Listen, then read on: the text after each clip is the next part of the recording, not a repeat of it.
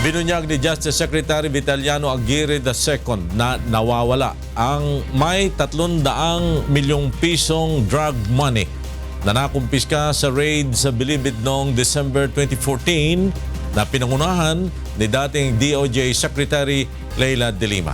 Narito ang report ni Roderick Mendoza.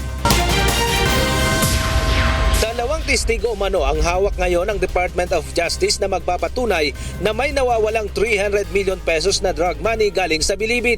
Nakumpiska umano ito sa Oplan Galugad na isinagawa noong December 15, 2014 sa pangunguna ni dating Secretary Leila De Lima.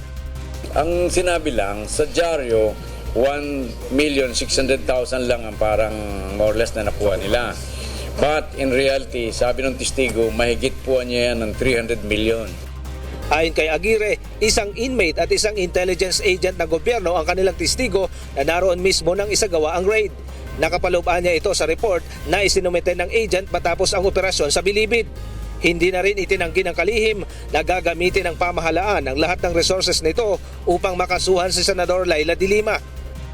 Kapag naniniwala ang gobyerno, ako naniniwala unang-una na talagang may kasalanan siya. So we have to use everything kung kinakailangan i-pin down. Otherwise, pag hindi mo ginamit lahat, baka makawala pa yung may kasalanan.